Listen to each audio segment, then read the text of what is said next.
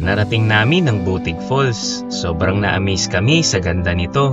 At syempre, hindi namin pinalagpas ang pagkakataong maligo sa malinis at malamig na tubig nito.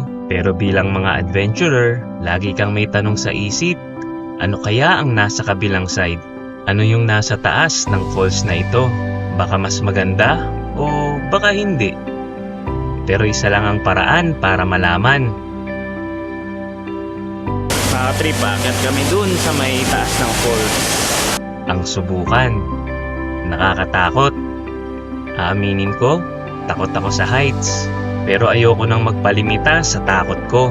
Natutunan ko na itong yakapin at natutunan ko rin mag-enjoy kahit natatakot. Gusto kong subukan. Marahil ito ang natutunan ko sa pag-akyat ng bundok na minsan, nasa taas ang mga tanawing magpapaalala sa'yo kung bakit mo to sinimulan. At hindi nga ako nagkamali. May naghihintay palang mas magandang lugar para sa amin sa taas.